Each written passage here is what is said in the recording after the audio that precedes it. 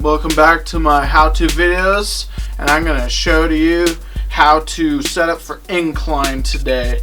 We're going to go ahead and get that started right now.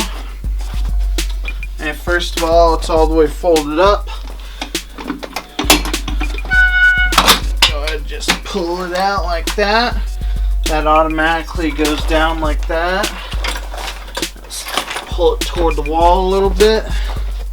Gonna pull this side out a little bit more. Almost straight. Alright, now I'm gonna straighten out my front side. And all the way down. My cable is connected to my sled. Make sure that this is straight. Pull this lever right here back here. Pull it to the third level. Make sure that's in there nice and tight. And then always the safety first. And then we're ready to get going. Before we start up the incline, always got to do the correct stretches for that. We're going to go ahead and get started on that right now. Alright you guys, time to do some stretches. This one's going to look a little bit different, but this is how I personally stretch for the incline before I do it. So I just take my hand right here on the total gym and I basically lift it behind me, and while I'm lifting behind me I press upward like this. It looks a little bit odd, but trust me, it works. What this is going to do is expand your upper chest area real good, so that way you can actually do a full incline and a good incline. Just hold that for 10 or 15 seconds, switch over, go ahead and do the same thing over here.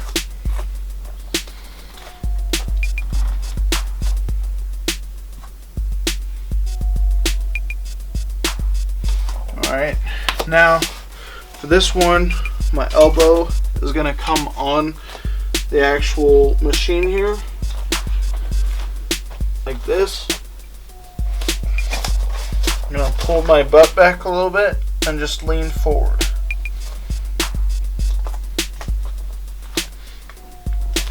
Now this stretches the lats and the shoulders real good, and your back a little bit.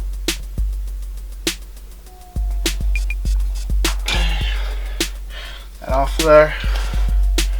Do one more stretch, then we'll get started here. Alright, so this is the next one that I like to do for incline. Now for this one, instead of just going straight across, I like to kind of lift it to my chin instead of in the center, and kind of pull up and over. 10-15 seconds and switch it.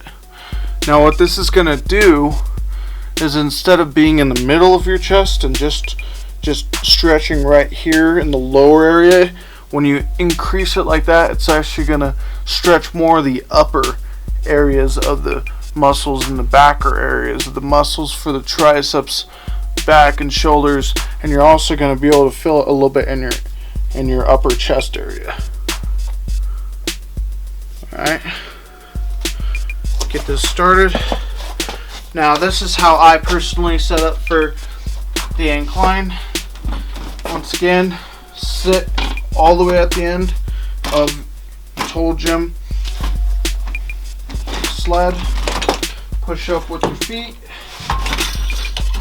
hands inside right there. And then now for the rep. So when you rep for this, sorry about that, mistake. Anyway, for this one, the way you want to rep it is like this, up and together. Now this, when you rep it up like this, is going to be engaging the top pectoral muscles for you. Down and up.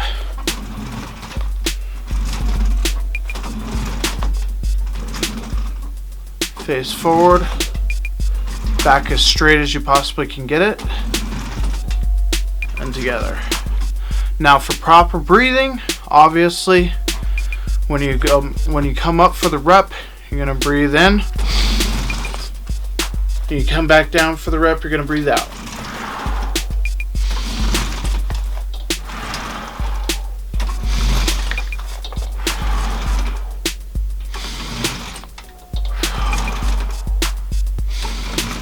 And one more. And down. Alright, now for the dismount. When you get off, as always, put your feet on the ground. You can just let go of those handles, let the slide come down, and stand up. Good to go. Now we're going to move on to the muscle groups. We'll be over here at the muscle chart. I'm ready for it. Here we go, you guys. Back on our muscle groups here. For this one, the core is a little bit less engaged, so the top two parts right there for the core, not really as much core activation as the other ones. The next parts of your muscle groups is going to be the upper pectoral. That's definitely going to be engaging with that area. That's going to be the most engaged part of this muscle group for the most part.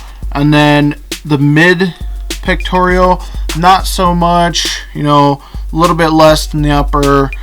And when you come in to the lower pectoral muscle, that's a very minimal amount of activation for that muscle group. It's still working it, just not as much. When you think as far as shoulders go, there's definitely some shoulder engagement in there, along with your inner rotator cuff muscles coming in and out, and an abductor type rotation for that muscle group.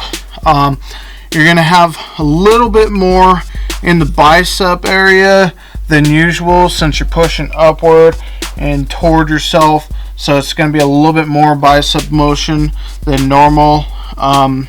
Same thing here for your wrist muscles, going to be front and back too, along with that area.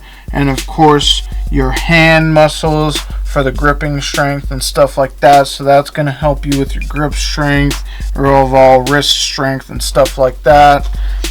Alright, now we're moving on to the back muscles here. This entire group and the back muscles on top, bottom as well over here is going to be worked along with that, because you're engaging all those back muscles right there. You're also going to feel it just a little bit in your trapezius area right here. So if you feel it there a little bit, that's absolutely fine. It's not that you're doing the workout wrong. That's just how the machine incorporates all the muscles together. As far as lats go, your latissimus dorsi, it's not really going to be used as often as in this type of workout, but you may feel it to a extremely minor set of the muscle area being used. And that is all we got for that muscle group. Hope you guys enjoyed that. Ready to go. Alright, you guys, thank you so much for watching my how-to video. This has been Timmy with Muscle-X Fitness, and just remember, always honest weight, always honest workouts, and always honest about what we're saying. Never gonna lie to you about anything on this channel. Don't like to be misled. Nobody does. Please like, subscribe, comment below if you got any questions, and as always, unleash your inner bull.